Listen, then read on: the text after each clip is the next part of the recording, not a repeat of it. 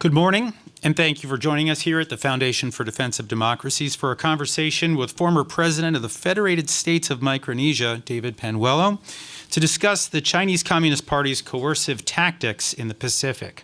I'm Jonathan Schanzer, Senior Vice President for Research here at FDD. It's Friday, December 1st, and on behalf of FDD, I'm happy to welcome you both in person and on live stream, and to those listening on our podcast. I am pleased to introduce President Panuelo, who led the island nation of Micronesia from 2019 to 2023. Before leaving office, President Panuelo wrote a series of letters warning of the CCP's political warfare and malign influence, targeting the FSM and the Pacific region more broadly. Today, he will discuss how his predictions have been borne out over time. Joining President Panuelo is Cleo Pascal, non-resident senior fellow here at FDD focusing on the Indo-Pacific region. She has testified often before the U.S. Congress. She regularly lectures for the U.S. military, and she's taught at defense colleges around the world. Moderating today's conversation is Craig Singleton, FDD senior fellow with over a decade of experience in national security roles focusing on East Asia. Craig previously spent more than a decade serving in a series of sensitive national security roles with the U.S. government. Before the panel begins, Richard Clark, visiting adjunct fellow at FDD, will deliver remarks. Richard previously served as a special assistant and press secretary to President Panuelo from 2018 to 2023. Before Richard takes the podium, just a little bit about FDD. For more than 20 years, we have operated as a fiercely independent, nonpartisan research institution exclusively focused on national security and foreign policy. As a point of pride and principle, we do not accept foreign government funding, never have, never will. For more on our work, please visit our website, fdd.org, and follow us on the platform formerly known as Twitter, now known as X. We're at FDD. That's enough for me. Richard, the floor is yours.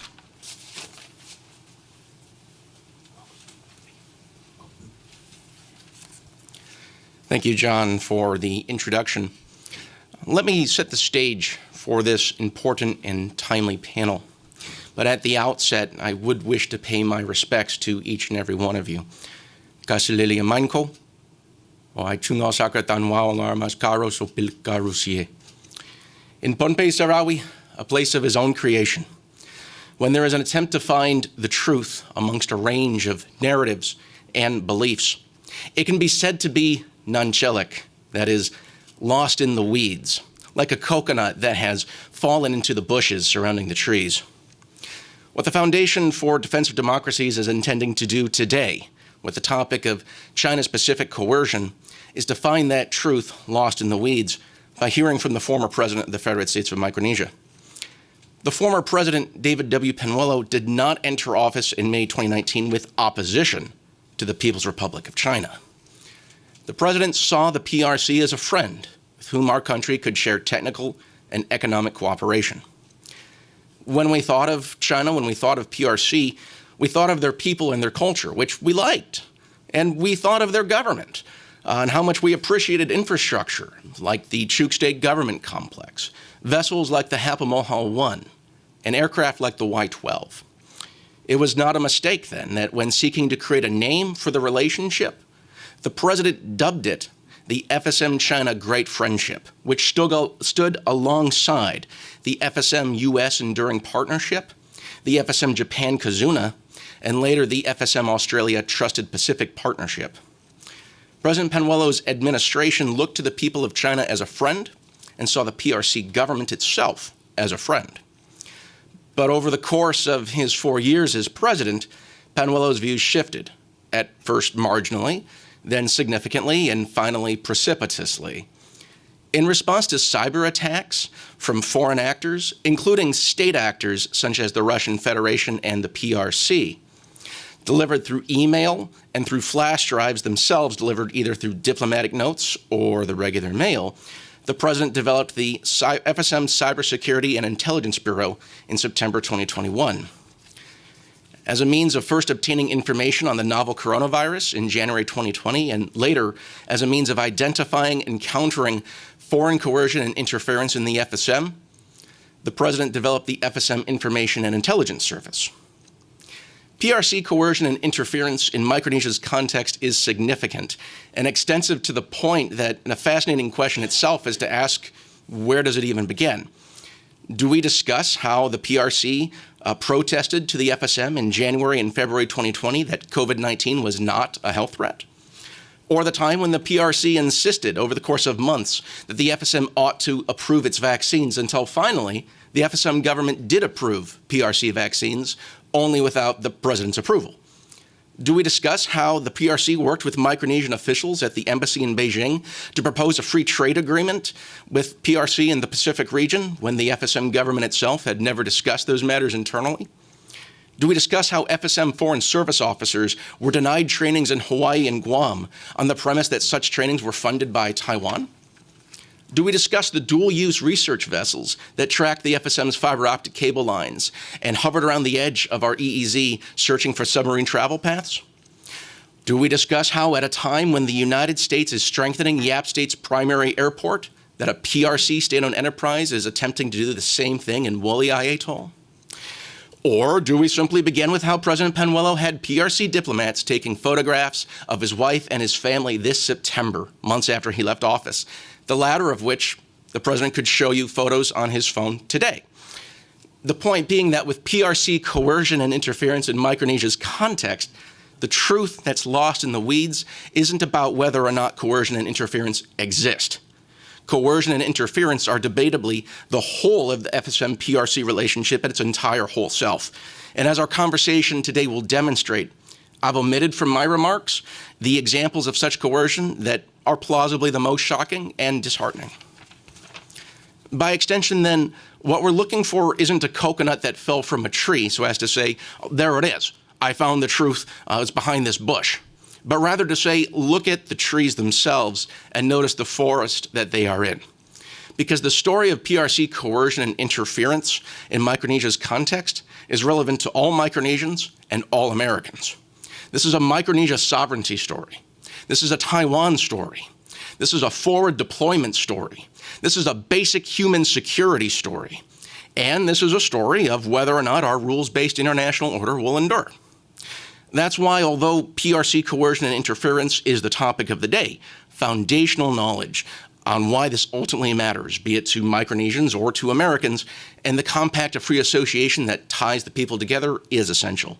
Thankfully, our panel today consists of persons who see the forest for the trees, including my former boss and dear friend and brother, President David W. Panuelo, a man who protected his country from COVID-19 with no cases in country until July 2022, a man who severed diplomatic relations with the Russian Federation following their brutal and unjustified invasion of Ukraine, a man who defended democracy in the Pacific by recognizing Fiame, the Prime Minister of Samoa, when no one else would, and a man who gave up everything, including his political career and his own personal safety, to protect his country and his people from PRC. With my deepest respects, I yield the floor to you all, and Craig, please take it away. Richard, thank you so much for the wonderful scene setter, and John for the great introduction. It's wonderful to have you all here today at FDD. Mr. President, of course, it's a pleasure to have you on the stage here. And Cleo, to have Cleo in town is always a special treat for us at FDD. Normally we are texting with her and she's all around the Pacific Islands. We're sort of trying to identify her. I think we have to air tag you the next time you go on your next trip so we know where you're at. It's always a treat to find out where are you today. But we're really excited about today's conversation, so let's get right to it. Mr. President, there was a lot of conversation today in Washington about the significant developments surrounding the compacts of free association renewal that are ongoing here. Can you help explain to us and folks maybe who are new to the issue, but also those who have been tracking for a long time, the importance of the compacts to the FSM, but also how the COFA renewals impact broader efforts to perhaps counter Chinese malign influence in the region? All right. Well, thank you, Greg, for having me on your program, the FTD. Thank you, Richard, for the great layout of the issues we're going to be talking about. And Cleo, good to see you again. And all friends around here. As I was coming in here, I've been meeting people that are significant in our strong, enduring partnership with the United States, Alan from Georgetown that I just saw, Ambassador Curie, and then Andrew from Heritage Foundation, many others who are here. I just want to begin by saying that I was invited here. Thank you to do it virtually, correct? But I found it to be useful to volunteer myself to be here in person. And so it has been productive. First night I had a good conversation with Yan at the Epoch Times and meeting with many friends that I've mentioned. Thank you for having me on this program, and I'll do as best as I can to be very frank and be as insightful that I can be. Compact of Free Association, I cannot overemphasize how important it is. It's the cornerstone of U.S. policy in the Indo-Pacific region. I need not belabor it, but the big issue is that, I didn't think it was going to take the entire 4 years of my administration. As I was getting ready to become or take the hold of office, Foreign Affairs was already briefing me that I might be the person to be invited by President Trump to come out to Washington, D.C. along with our brothers and sisters of freely associated nations. And so we were here, met President Trump. I just want to do that recap of that important visit. And so when we met Pompeo, the question he asked us was, how can we help you? And I quickly say, please quickly give the green light authorization to begin the negotiations between foreign countries. And he did by visiting the country, inviting us in the capital of Palikir, and announced that big news. And so we went ahead and created our negotiating arm, the JCRP. And to fast track it, we signed the treaty in May, and then quickly I had to come in to meet eye level to also finalize the agreement with the top level funding, because we were going to miss the train in terms of Biden's budget done by OMB to be submitted to Congress. So we met that deadline, and I thank everybody and friends who were involved with that. Now it's pending in Congress, and of course, as a former president now, or ninth president, I am here in my capacity to talk here, frankly, on the issues that you touched. But the importance of the compact cannot be overemphasized enough, and I think it's a win-win investment that must be addressed as quickly as possible in the funding, because our nation is leveraging everything on the sectors of health, education of our children. A new sector of climate change is added to it. And so the entire security infrastructure of the Indo-Pacific, this being the cornerstone foreign policy of U.S. in the Pacific, in terms of the strategic partnership that we have that has the overall impact for the Pacific. And so you can see that. And you talked about Chinese influence. And we've just met friends recently. And while we're doing the best efforts as we are doing right now in relation to the compact, the baseline activities that are happening is already too much. But imagine without the compact, without the funding of the compact being approved for the compact nations, imagine what can be happening more. Richard portrayed, when you arrive in the capital nation of Pohnpei, the state of Pohnpei, the capital of our nation, the first visible building you will see is the administration building housing our State of Pohnpei administration office. You go to Chuk, the same thing. China has built the administration building that houses the 3 branches of government. The college, biggest university college of our nation, the FSM-COM, UC China Friendship building. But the point is, I've always stressed how important it is to make United States be the reflection of our success development infrastructure in the Federated States of Micronesia. But as you see now, China is making a bigger footprint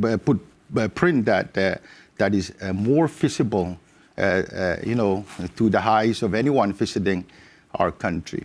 But underneath all of that, I'll talk about it more, but I think I'll leave it there to continue the discussion. But that's by way of my opening to all of you. So thank you, Greg. Yeah, no, absolutely. Of course, the COFA negotiations that are occurring literally right now in Washington, they're not exactly occurring in a vacuum. So can you share a little bit about how other Pacific Island nation leaders are sort of viewing these conversations? I mention that because there is a strong countervailing narrative from the Chinese about U.S. dysfunction and perhaps that the U.S. isn't a reliable partner. Are you hearing sort of reflections from your colleagues and former colleagues throughout the region about how these negotiations are sort of being perceived? Thank you, Greg. I think the first thing that comes to mind is, the first U.S. Pacific Summit, which I participated with President Biden. The entire Pacific family was out here.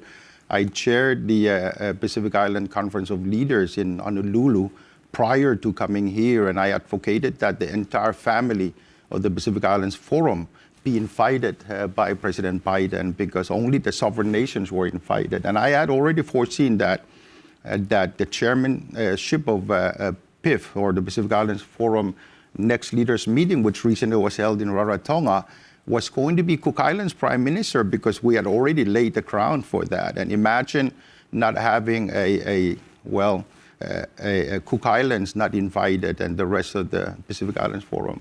And so when I met the Deputy Secretary of State in our bilaterals, I really stressed the importance in the press conference with Governor of Hawaii, importance of inviting the entire family. So they did quickly invited us. We did the U.S. Pacific Partnership Declaration, the outcome of which the various countries met with the State Department, Secretary of State, and also negotiated the language of that. And the U.S. did say and agreed to, the funding to be approved. And so the entire Pacific countries saw the language of that and the intention of the U.S. And so I think it's critical that the U.S.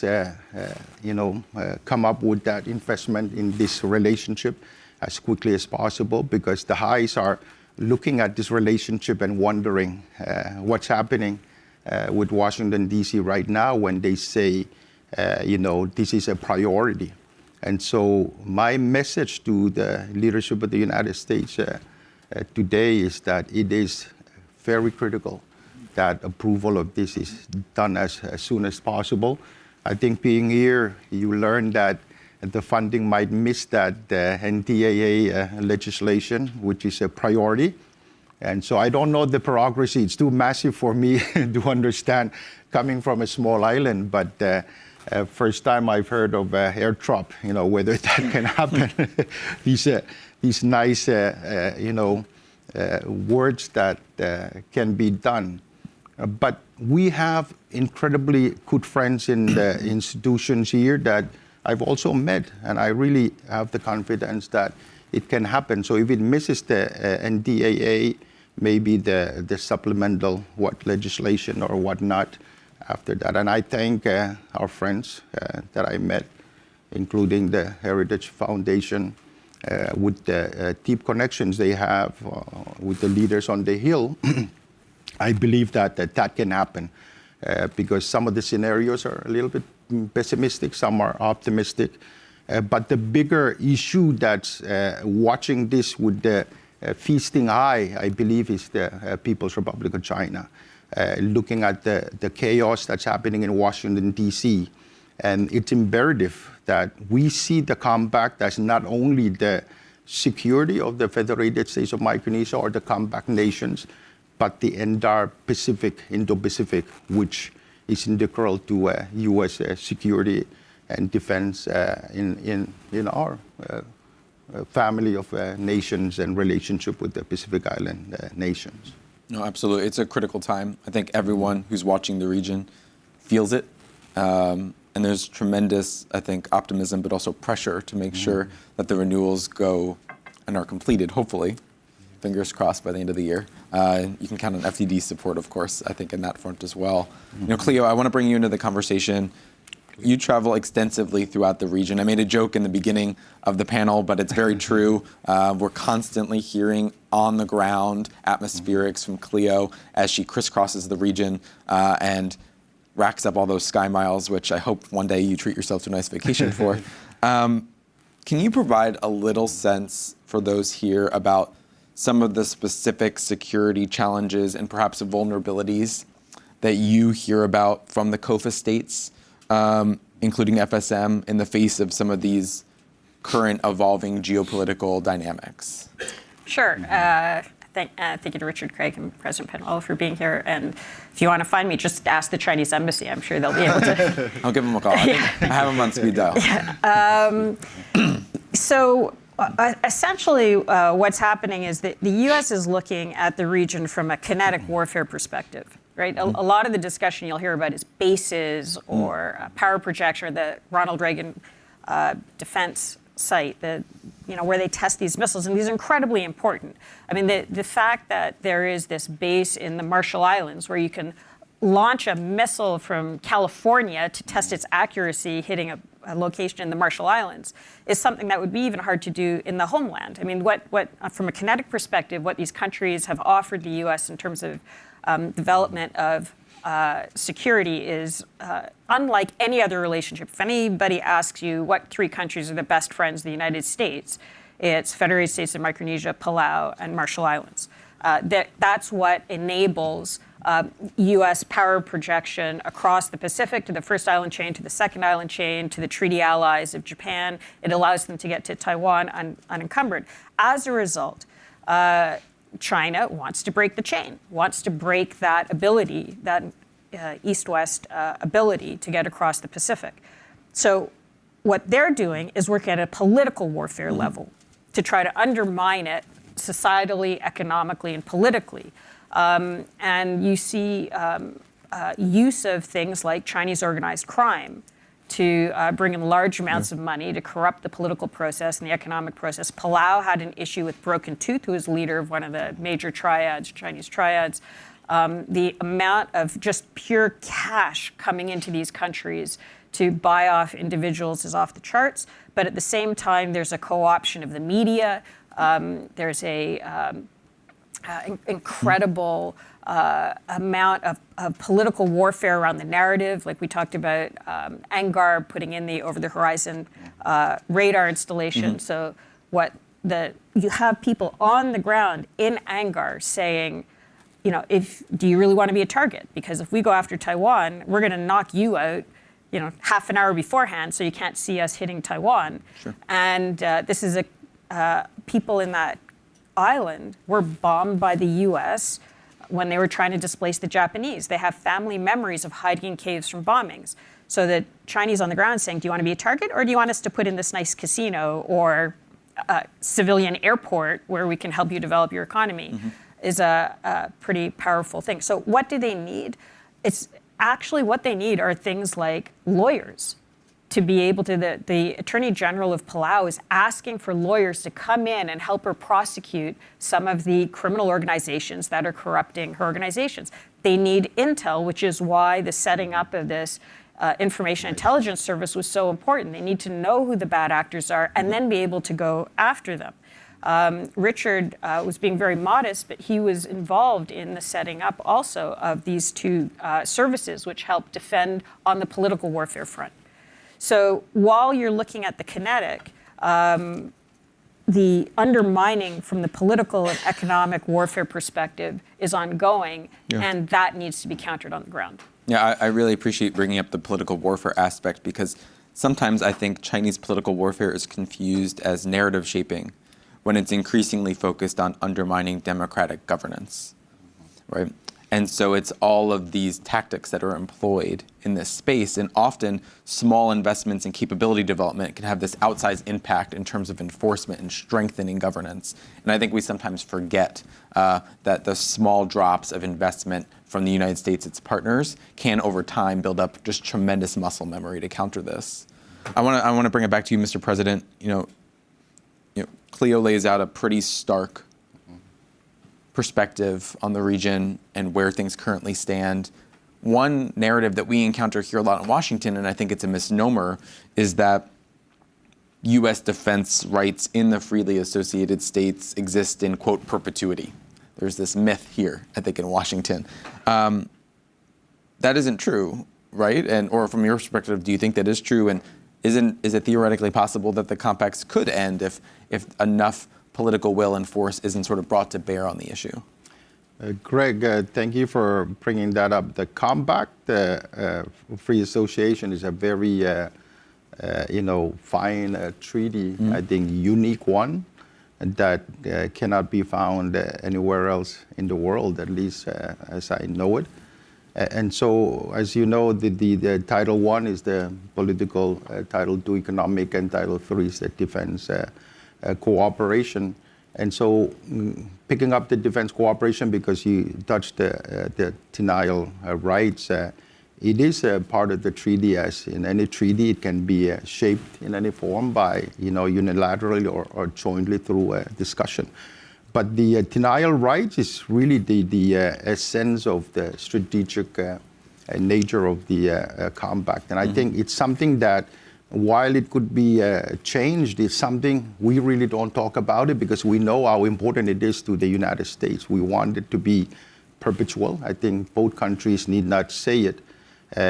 Although there's been attempts of certain members of Congress that attempted via resolution in the past to try to,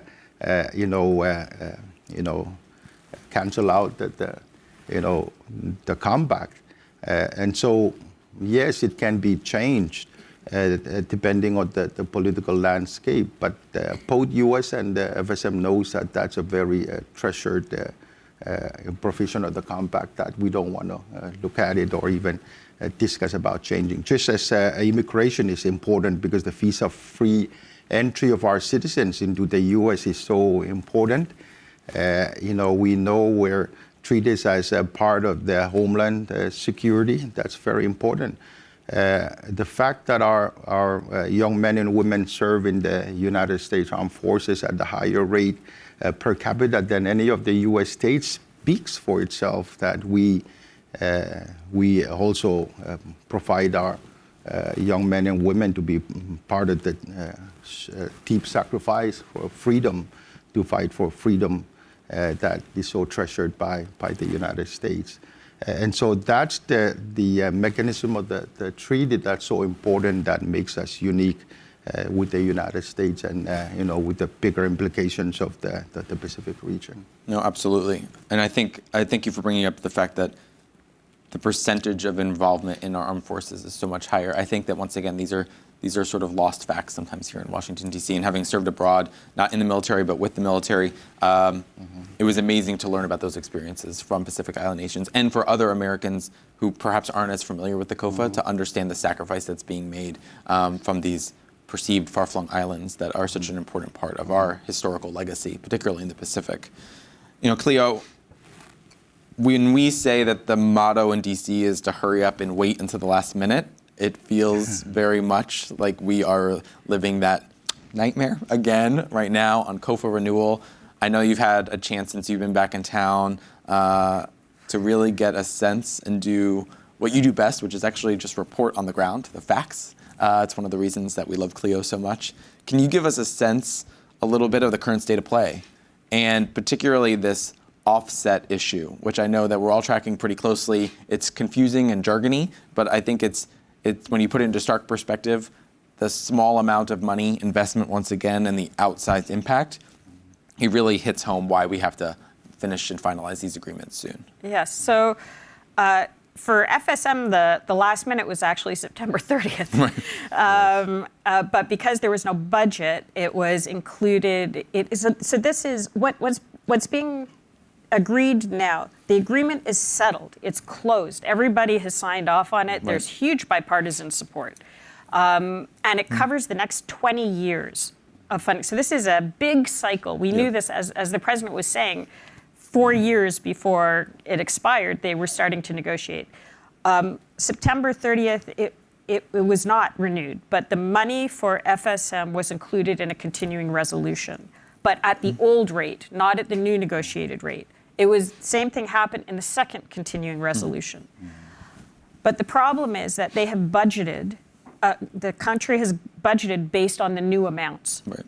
So when January 1st comes around, there's going to be a huge budget gap. Palau is in even worse shape for other reasons. The problem is that the entire amount for the 3 countries for 20 years is $7.1 billion. 600 million of that goes to the post office. I mean, it's those sorts of things. What government is requiring, what the House leadership is requiring, is an offset for $2.3 billion. $2.3 billion for 3 countries for 20 years. So the cost of a table pretty much that DoD spends is what we're talking about. I mean, or half an F-35 per country per year. Right. But nobody wants to give up their $2.3 billion. And so they've been kicking it around. As you know, this could be waived. Right. This could come from DoD, which is one of the great beneficiaries of this agreement. It could come from state. There are a whole bunch of different places it could come from, but nobody is stepping up to the plate. That's why it wasn't included in the NDAA as of now. It could, as the president said, could be airdropped. It's all ready to go. But because the offset wasn't found. The other thing it could go into is the supplemental. But again, it would need an offset thing. And those are the 2 things that are likely to move before this cliff at the end of the year. Absolutely. We are often our own worst enemy. It is. Watching the sausage be made is sort of frightening. Yeah, so this is just to the point of, I definitely understand the point of view of fiscal conservatives. But it's been estimated in congressional testimony by retired U.S. Marine Colonel Grant Newsham that to replace the value, just from a military perspective, would be about $100 billion a year to have the aircraft carriers there, the deployment out there. So this is a very, very good deal, even if you're just looking at that narrow perspective. Absolutely. And so, Mr. President, big picture, pulling back a little bit, as we think about Chinese malign influence in the region, it's bigger than, I think, just political warfare. It's bigger than simply countering the United States. We've talked about it a little bit, but Taiwan also features really centrally to how China views the region and its long-term reunification objectives. In your 3rd letter that you published, and we have copies in the front, I encourage everyone to take a look, and they're available on our website as well. You wrote about discussions with Taipei to move FSM closer to Taiwan. I was wondering if you could describe a little bit of that process for us here, and perhaps, if you're willing, a little bit about what you were hearing from Washington about whether they were maybe supportive or not about some of those conversations. Well, I know that in the context of the United States, we're 2 sovereign nations, and each country forges their foreign relations and, their policies towards other countries. And so I know that it is a sensitive issue. When our nation was seeking self-determination, I was a young diplomat, so I was aware of the, our nation diplomatic relations and the efforts we've made over the years. And of course, China was one of the countries earlier in that, our history, who recognized our country some 30 plus years ago. And of course, the communique that we signed was that one China policy.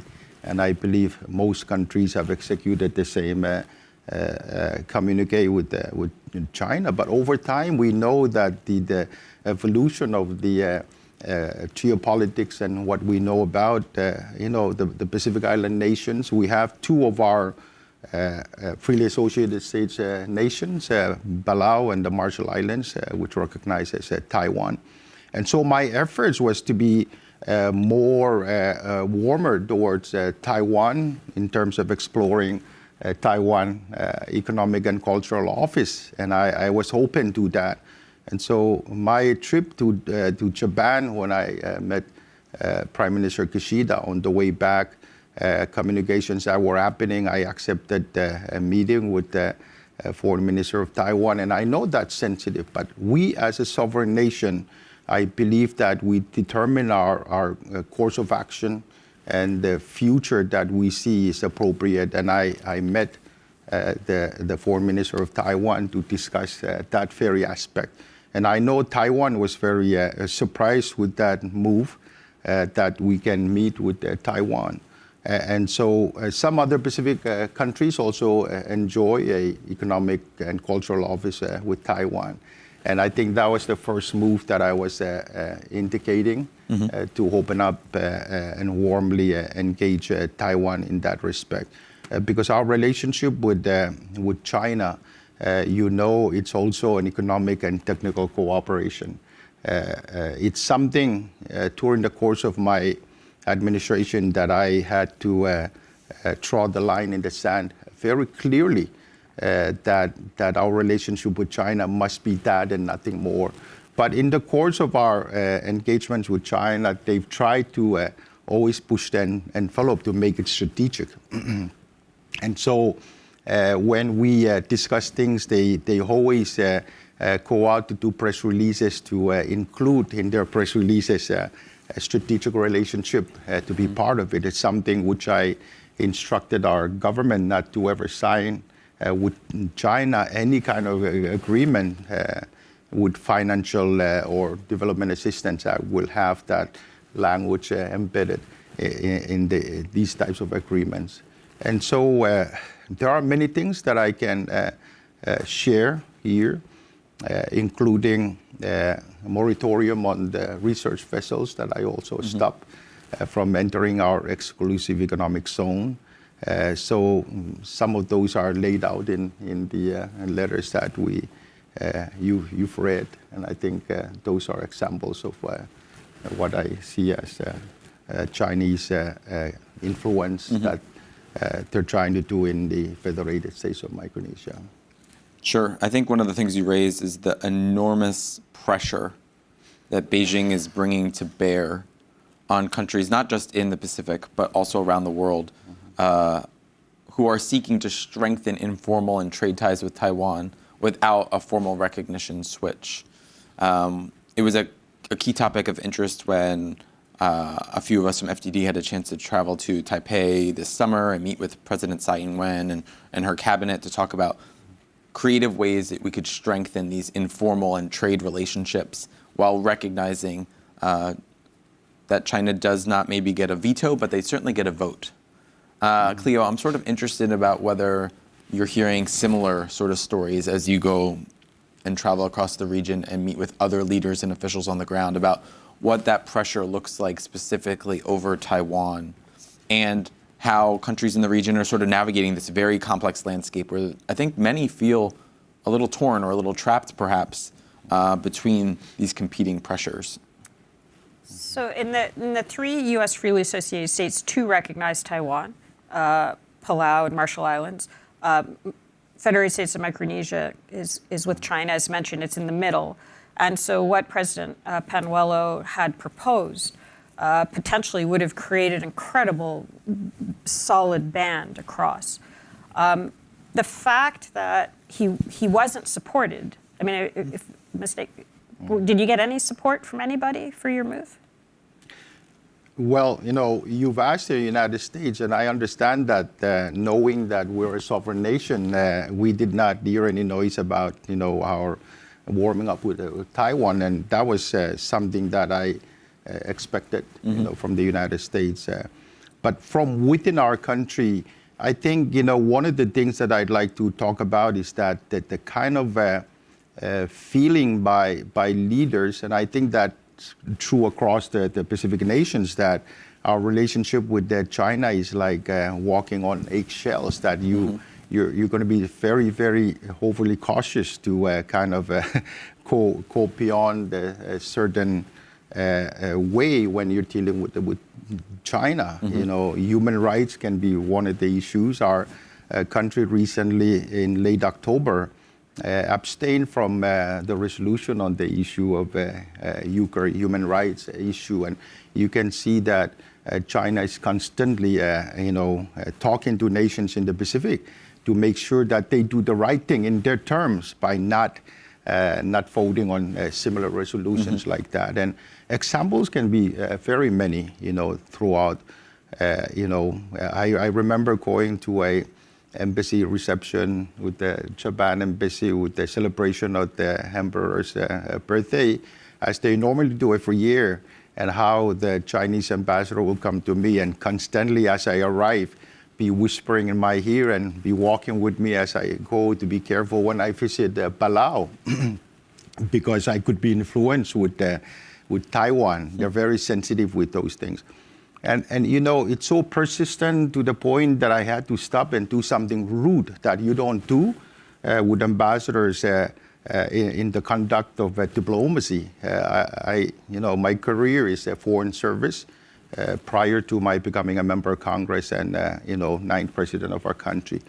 So it's to the point where it was so persistent that I had to do something rude by saying, Ambassador, don't ever do that to me ever again, because we are a sovereign nation. And when you tell me once, that is already enough.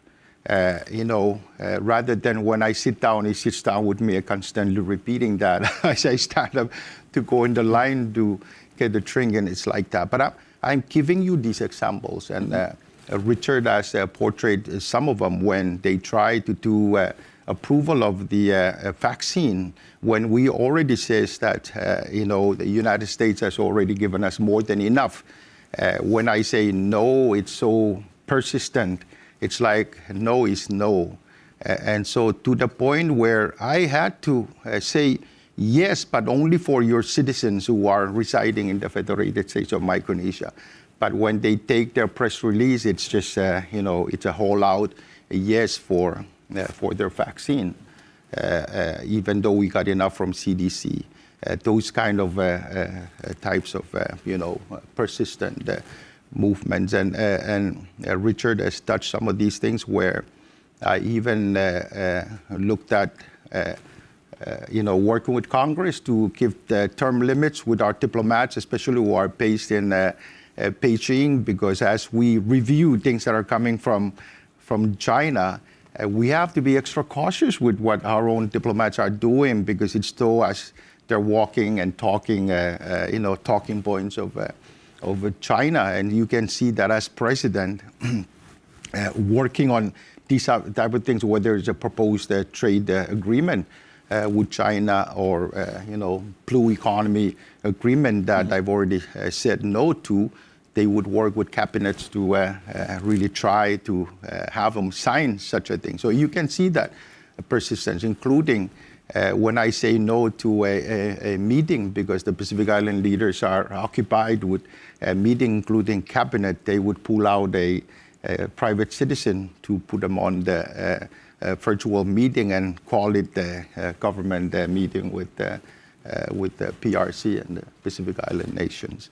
So you see those examples as very persistent. And so therefore the letters had to be done to warn our leaders for these types of activities by China. Just to see how the other two countries, Palau and Marshall Islands, are experiencing this. Taiwan isn't just a country, right? If you recognize Taiwan, that means you don't have a Chinese embassy in your country, and the Chinese embassies function like forward operating bases for their intelligence community and their influence operations and that sort of thing. So not having a Chinese embassy gives you this layer of protection, which is why the Chinese are working very hard to get the other two countries to de-recognize Taiwan. Well, Marshall Islands just had an election. We'll get the results within the next week or so. But we know that there's been a lot of Chinese money to try to flip them. And this gets back to this issue of what the U.S. can do. The Chinese, two Chinese nationals got Marshallese citizenship some way or another and tried to set up a country within a country by bribing, and I can say that legally because they were found guilty in a New York court, people in the Marshallese government. And it was overtly a Hong Kong type system, what they wanted to set up, this kind of enclave in a country where there's a critical US military base and that recognizes Taiwan. The US prosecuted them, found them guilty, and then deported one of them back to the Marshall Islands without giving the case files to the Attorney General of the Marshall Islands so that he could prosecute them and the people who they bribed. And it happened right before the election. So those sort of gaps in US engagement with the FAS and helping them protect themselves on the political warfare front are critical. And if that woman continued her operations as it was before and successfully managed to influence the outcome of the election, you may see a situation where Marshall's de-recognizes Taiwan. And Palau has an election coming up next year also. And you can see with the possibility within a year, all three of the FAS becoming, having Chinese embassies in them. The situation is critical. Yep. There's this sophisticated war of attrition, right? The Chinese perceive that time is on their side and that by exploiting democratic governance in each of these countries, eventually, with enough time, pressure, influence, they can achieve that desired political objective. And it's in the Pacific and it's in Latin America. And when you talk to and sort of reflect upon what the Chinese are saying amongst themselves, there's a sense of confidence there. It does sort of necessitate us to think through alternative means to strengthen ties to Taiwan, whether it's through free trade agreements, whether it's through people-to-people connections, whether it's through even just meeting with and engaging with Taiwanese officials. But I think you raise a great point in that talking just about the headache is usually insufficient. Here, we at FDD sort of have a motto, if you're going to come to us with the headache, you need to bring the aspirin also. Because just coming to policymakers with the problem and not coming with a solution, I think we often find can result in a lot of frustration. And so we're hearing about all the myriad problems and challenges. And so I'm sort of interested to get both of your takes on just, are there specific measures beyond COFA renewal that you think the United States and its partners can and should take to help counter some of this malign influence, all aspects of malign influence, and to do so in a way that perhaps doesn't draw such severe ire from Beijing, because we have to, I think, be cognizant of some of those equities as well. Start with you, Mr. President, perhaps, and then Cleo. Well, you know, one of the mechanisms which I thought was very important in decision making was the establishment of the Information and you know, Intelligence Bureau, which I established by executive order, because capacity for information and intelligence for the Pacific Island nations, of course, it's limited. What we know in terms of what's happening can be augmented with more intelligence by trusted partners. And so that's, to me, it's very important. And I began by already talking to some members of our Congress that the long-term view was to introduce a legislation to create a national sort of security, you know, mechanism, council, or you know, by law that can exist for a long term. So continuity is important. Engagement with you know, with the allies who share the same values is very important. You know, in the context of the region, because security is also beyond just the nations alone, sovereign nations. Pacific Islands Forum is another way of working with the Pacific Island nations to put in the guardrails of things that impacts the Pacific overall, right, and working together so that, you know, what needs to be discussed between the family of nations of the Pacific needs to be brought forward, as in the case where I had to write Prime Minister Sokovara when they signed the security agreement with China, concerns of escalating geopolitics in the region. I directly pointed to a Prime Minister who's a good friend, and it necessitated him to come to the family of the Pacific Island Forum when we discussed security, to have him also share his views, and that's where he assured us, the Pacific Island leaders, that there will be no militarization of China in Solomon Islands. So I think overall vigilance between nations and leadership cooperation is a very important thing to be paying attention to these things. So that's my take. But Cleo. So currently, there's no downside to taking Chinese money, right? You don't lose the money, you don't lose your assets, you don't use your political position, you don't end up in jail. So that distorts the entire political and economic landscape. So unless there starts to be a cost, unless you can, then the cost-benefit analysis goes against freedom, democracy, accountability, rule of law, and the whole system starts to get corrupted, which goes to your point, if they're going after democracy, right? So even in Solomon Islands, what we saw was a lot of the money, the Chinese money that went to corrupt that system, that Solomon Islands system, gets laundered through Australian banks, New Zealand banks, Australian real estates. The Australians could shut it down very quickly just by doing what they're supposed to do legally, domestically, by going after those kinds of assets. It's what the U.S. did on the Rongelap issue that I just mentioned in the Marshall Islands. But they didn't follow it up with being able to prosecute the Marshallese domestically. So now you've got Marshallese who may be getting elected into the next parliament, who have taken the Chinese money, who are concerned that the U.S. Could come after them, and that pulls them even closer to China if you don't do it properly. The U.S. has, put in place a policy in Bangladesh about concern over election integrity, but they haven't done it in the Solomon Islands, where they've already postponed elections. So there are all these mechanisms where you kind of can try to increase the cost. And the other thing that you mentioned, just in terms of how important this is strategically, you mentioned Latin America. The Pacific Island, control in the Pacific Islands is essential for China to get to Latin America. This isn't just an Indo-Pacific going down through the old, that map story, it's also getting across. So the value of control in the Pacific Islands to China can't be underestimated. They're playing very hard, and they've got many of these elements, but they ride in on money and criminal behavior. So that's the weak point. That's where you go after it. That's where you can cut off that oxygen that's feeding this political warfare and give the locals who are fighting for their countries a chance to compete on a level playing field with democracy, transparency, accountability, and rule of law. Absolutely. No, I like that you both mentioned the need for vigilance, obviously, but you have to match that with capability. One thing that we've talked about here, and there's always a need sometimes, and they sound like nuts and bolts and sort of boring and almost bureaucratic speak, but trusted means of communicating in the region is such a key factor.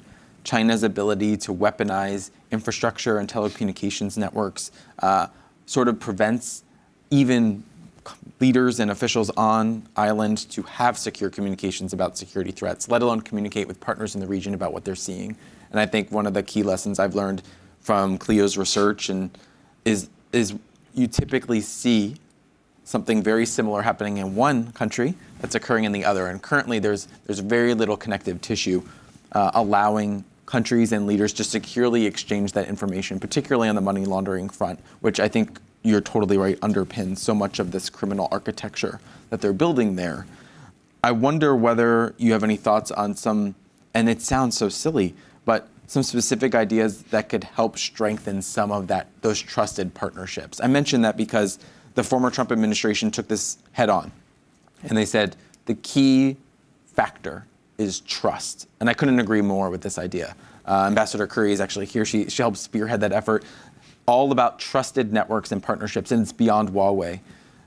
Is there something more that needs to be done in that space? We think through the COFA renewal today, it's the near-term target. This is going to require constant investment and vigilance. I'm sort of interested to hear whether us, should be thinking about other investments, as mundane as they perhaps sound, on building out some of the secure architecture so that leaders can actually make decisions on their own in an informed way. Well, one of the examples of the East Micronesia cable, if I may touch that, because that's something that happened during my administration, and I clearly recall how a World Bank funded laying of the fiber optic can run into issues that compromise security, even though the mechanisms of the World Bank was really targeted to implement infrastructure. But in the competition of implementation of this major communications infrastructure, we ran into an issue where a Chinese company severely underbidded the other competitors under that program, to the point where security concerns were raised, and then it was discussed because of the Title III element of the compact that allows FSM and US to discuss these issues very openly. And that led to the three allies to work with the Pacific nations of the FSM, Nauru and Kiribati, to totally fund, separate from the World Bank fund, to connect the remaining state in our nation, which is Coercion, to be connected to the fiber optics. These are very costly infrastructure, and today I thank those three countries for working with the three Pacific nations, which connected, and it provided the outlay, and I think contracts have been signed and implementation may be happening as we speak to connect Coercion, Nauru, and Kiribati. So those are the bigger picture types of cooperation that we can look at, but I'm sure many areas that can be worked on is still out there that can be addressed, and Cleo may have some of these ideas to share. So the president has brought up a really important point about how some elements of what we had thought of as the BRI are migrating into multilateral institutions. So you're seeing a lot of the projects in the Pacific, ADB projects and World Bank projects, being won by China.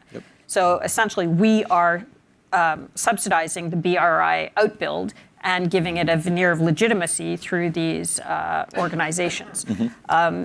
That has to stop. We need to figure out how to stop it. In terms of the other things that you're talking about, and how to build it up from the inside in terms of trust, it's helpful to look at the Chinese way of looking at things in terms of unrestricted warfare, and of course the three. I mean, there are 24 as per the book, but the three main warfares, which is lawfare, media, and psychological. And if you look at a place like Federated States of Micronesia, you can see all of that playing out. You can see the breakdown of the rule of law. There was recently a situation where a duly elected senator has not been given her seat, and the questions are why, and the concern is that it's because she's honest. And so they're using sort of legislative mechanisms to try to delay that situation. In terms of the media, the main editor of the main newspaper in FSM just went on a trip to China, along with media from across the region. And you'll start to see very positive coverage about China all across the region. And in terms of psychological warfare, the idea that China is the inevitable partner, China is on the rise, US is in decline, is very much in play.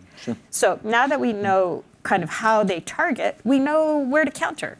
So you need to clean up the legal system, you need to support an independent media, and you need to show that you're there, that China is a murderous, authoritarian, evil system. The Chinese Communist Party kills its own people. It's a bad place. It's not a system that you want to see metastasize into other locations, which is ultimately the goal. And get out the message, because fundamentally, the democracy that is in FSM is a better system than the Chinese Communist Party system, and which is also, if I just may, because I've heard you speak about this before, it's often described as this being a conflict between China and the US. But that's not why you took the positions you took, right? Why did you make the stands you did in regards to China? It's a culmination of issues that prompted me to take the position that I took as president of the nation. The system of democracy is something that we treasure. U.S. being the champion of democracy, I see that the values that we see as important, we need to make sure that those are preserved. The rules-based international order is very important. And the competition of the bigger influences in the Pacific is happening, and that's expected. The hegemonic competition is something we expect. When the Pacific Island nations come together, we make it clear to China and others that we're not so much interested in the superpower competition of these two big nations, but to look at the very serious issues that we're concerned about. We've always talked about climate change and invite China and U.S. to champion this cause, as this is an existential threat for the entire Pacific nations. And on that level, it's important. And to me, it's doing the right thing in our nation without being afraid of any repercussions, because we're there to protect our nation, to protect our sovereignty, and first and foremost, to do what is in the best interest of our citizens as we look to the future. And so I've had quite a few experiences that I had to take in a bold manner. Never mind whether I'd be unpopular about it. But I think the most surprising to me was after I've written the letters. I felt that that would be easily supported by our leadership across the board, but then it's quite a deafening silence when I wrote those things, and I was telling myself, what is happening? Am I the only one seeing these things in our nation? So that was the thing where it alarmed me the most. So I did get a letter. I got a letter from one of our governors from the state of Yap who expressed concerns and thanked me for the warning that I wrote to the leaders across our nation. And that's quite alarming to me. I felt alone in what I was feeling about China because I thought that everybody was seeing all of these things. But if you would like not to see it, maybe you're not going to see it, or if you don't care about it, you may not see it. But a lot of these things are happening. I know in the U.S. system bureaucracy, and similarly with ours, we have to be accountable with the money that we receive because it has to fit through the bureaucracy to comply with financial management regulations. But in the system of the authoritarian governments, when you seek assistance from China, from a certain politician to satisfy his constituents, it could be the next day when a check is written and you pick it up and then go out and implement your project. So I started out by saying the feasible infrastructure that is out there built by China, the road infrastructure. When I was seeking Pave the Nation, China was quick in coming up with the assistance to give our states to help with the implementation of the road infrastructure. But COVID has delayed some of that. So, post-COVID, you see that these things are being implemented. But these are the competition that's happening. And so delaying the comeback would severely impact what we see U.S. being the major player in our region, especially in the freely associated states.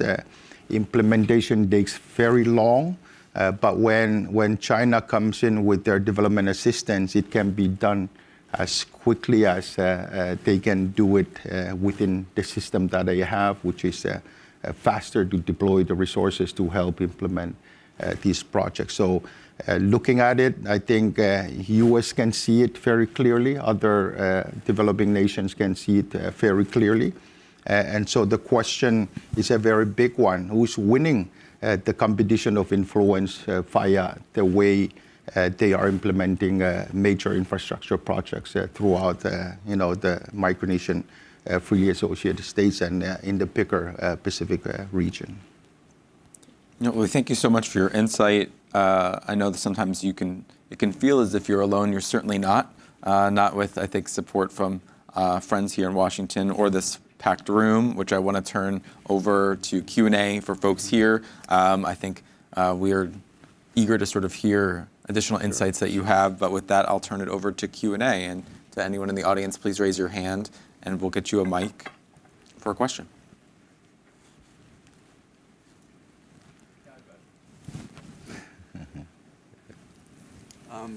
Cleo's like a one-man shop. I mean, She's a machine. A machine. She's a machine. and you made a great point. When somebody when they're sick, when they have a headache, you come with an aspirin, and that's what we used to tell people who came to us on the Hill, like the Bangladeshis or the Indians, before they were lobbyists. Go get yourself a lobbyist, or go hire a young Indian with a master's degree or a law degree or something. And then come back. But the resources are so small for these islands, they can't afford that. Yeah.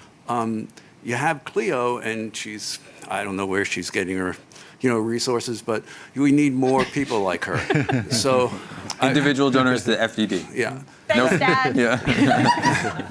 I just want to point that out. Somehow or another, we've got to fill that. Yeah. If it wasn't for her, we wouldn't know so much about what's going on there. So, but they don't have the resources, and somehow we've got to fill that. Whether Heritage put somebody on board, like you guys put her on board, or so I don't know if that's a question or suggestion, but. I hope you can look into that with some of your compatriots at the other think tanks. Yeah, it's a top priority for us. I think I'd like to flip it around a little bit to you, Mr. President, because the stories that need to be told on the ground, and I agree completely, aren't told enough. So what and COVID, I think, did derail and sort of hinder a lot of traditional travel and people-to-people connection, because it was a really trying time. We're on the other side of it today, I would like to think. What are some other ways that we can do what I think the questioner is describing, is to increase the knowledge base, not just in Washington, but perhaps across the United States, about the importance of Micronesia, about the COFA, and what life is like in the Pacific Islands, especially as it relates to changes like climate change, where I think is just a key area where the United States needs to step up to assist Pacific Island leaders in addressing some of those changes as well. It's hard to think about it because I thought it's out there already. Every meeting on the major issues that we've been having is being covered in some form or another.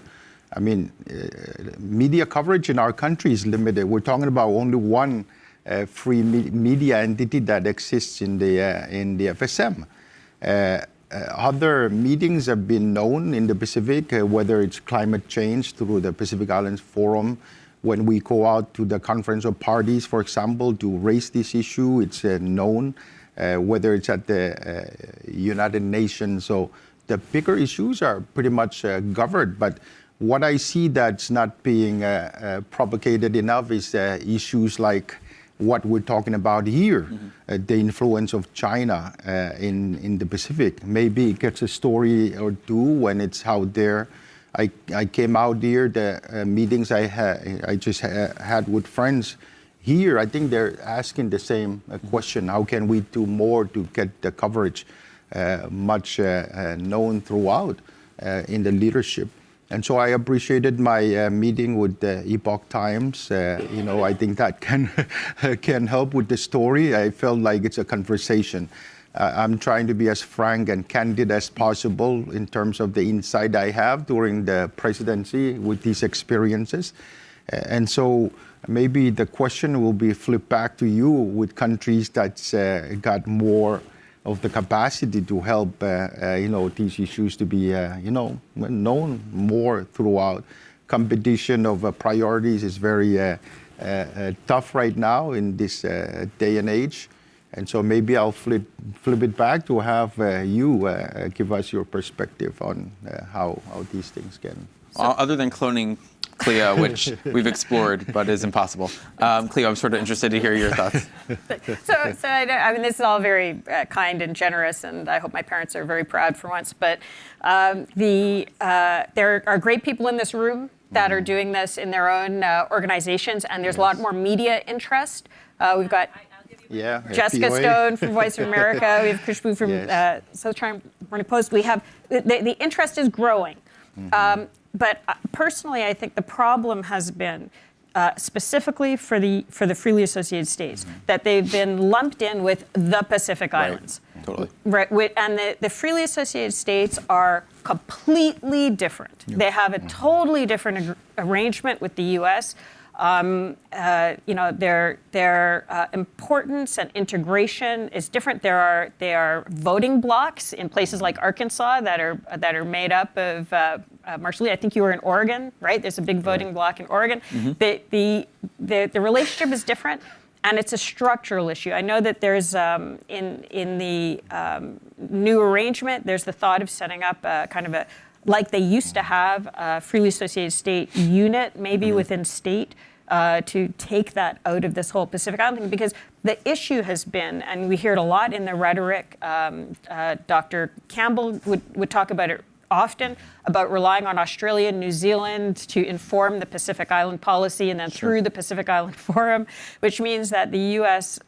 State, in some cases, has been looking at the region from the bottom up through other people's eyes. Right. And it's really put blinders on when it comes to the FAS. So understanding that the FAS are not just more Pacific Islands, they are different.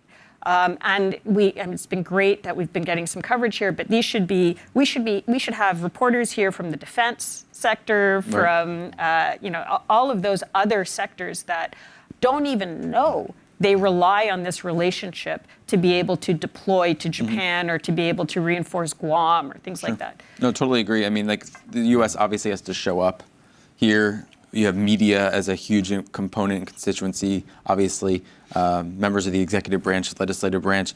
In academia, too, we have representatives here from Georgetown and Texas A&M, where I got a degree, go Aggies. I think so much more needs to be done in the academic space because we have, obviously, for the last 20 years, been very focused on counterterrorism mission. We have this return to great power competition. I think we've lost a little bit of muscle memory, to be honest, about how to wage great power competition, and there are reams of great reporting and great information about the Pacific in particular that I think by re-educating this next generation of students and scholars who are going to be looking at the region, at great power competition with China, you are really in a position to, I think, build out this ecosystem that can grow over time and generationally sort of address these issues. I think that's just so critical to me in building up those academic linkages and partnerships, both for students in FSM to come to the United States, but sort of a two-way exchange.